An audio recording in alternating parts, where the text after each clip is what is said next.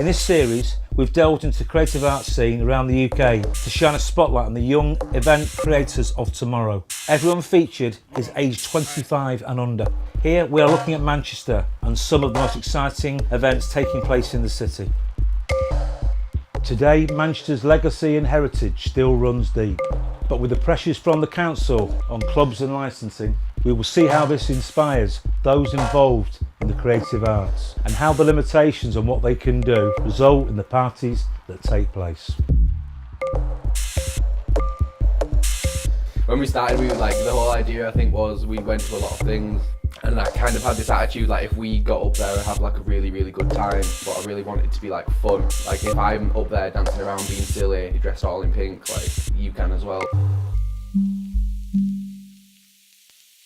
I think the purpose of Boy Girl is to provide that free, exciting space where you can express yourself and you can be yourself for like however long the party lasts if you can't get that anywhere else. And I think that's a really powerful thing. Like the ability to feel safe and to be able to express yourself is incredibly powerful and does a lot for individuals as well as a collective, kind of like showing off a different side of the culture here.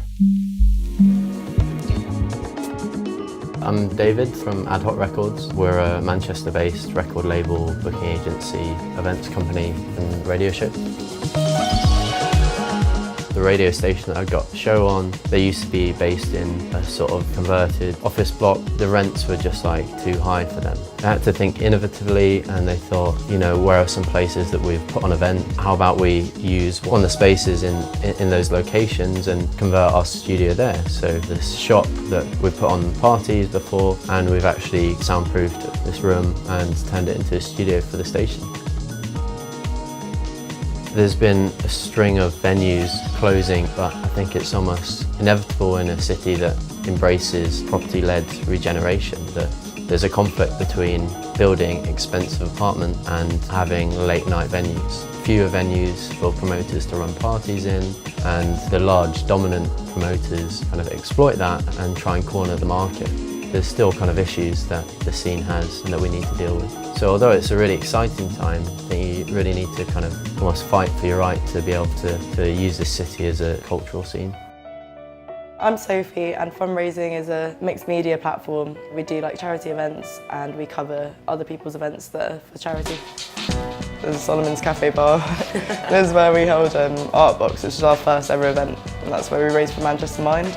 Basically just got like 50 artists' pieces of work and had them all in here and then auctioned them off. So we only thought of doing that because we couldn't find a club that wasn't all booked up. I think the closure of clubs definitely has led to us trying to use more interesting spaces. For instance, here it's like so cool. Like I would have never known that there's like this basement here that was perfect for the event that we did. With clubs closing all the time and the fact that they're so expensive to rent anyway, people have started to use like more cafes and dive bars more than, you know, these huge venues. So there's always ways around it. Love for the Streets is an events and marketing platform which aims to engage more young people in the issues of homelessness and like helps tackle the issues in more creative ways. So really there's an entire city and community of people coming together to tackle this issue. And that's really what keeps me inspired and optimistic about how we're moving forward. Because as difficult as a situation might be, the one thing about Manchester is we always seem to come together and power through. I think people are more willing to respond to those issues in different ways as a unified city rather than isolated ways. There's been a massive increase of events with people attending because it's partying for a purpose now. The term has fully been coined, and the popularity of these events just shows how invested people are in that kind of third sector ideology of like giving back. How do people help that don't know always how to help? It's an easy thing to do if you talk to a DJ. People would have known that they could volunteer being a DJ. For us, Love for the Streets has really been sort of a platform for people who may never have ever volunteered. From photographers, graphic designers, musicians, playing and volunteering and actually raising money and raising awareness of issues that they care about but they didn't really know how to help. Like social enterprise is becoming a huge thing amongst our generation. It's not something I've heard any time before that. But across the field, whether you're looking at events and club nights or you're looking at businesses, people are finding ways to make a difference, and it's becoming more and more important to us as a generation to do that. Bloom is an all-women's DJ collective. Bloom for me was just a chance to showcase women and non-binary artists who just don't get the chance to headline their own shows or anything, but also about not just the visible women playing, also behind the scenes and more the operational side of events and electronic music. It's very easy to be socially conscious now. More millennials are vegan, more millennials are recycling, more millennials are talking about racism and gender equality and other social justice issues like that. So I think it's almost like a natural progression that filters through into your weekend.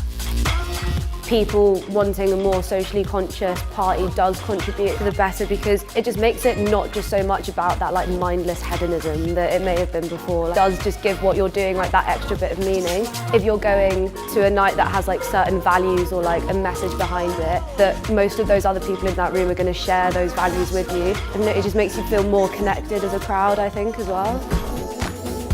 It's always just there, like in the back of your mind, thinking, wow, like all of these amazing people have come through Manchester. It has such a great heritage. But actually, because of that, I personally don't feel any pressure to be like, I have to be trying to keep up with that.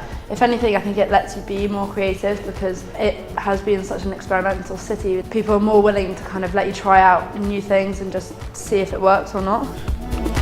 It's really great to be a part of the Manchester music scene now, because it is such a historically musical city. Like obviously we had Britpop, we had a thriving rave culture, which is sort of almost like echoes of today, but you know, like the Hacienda is now flat. Like it's not what it used to be, but I think it's very telling that there's still a really strong community of electronic music here.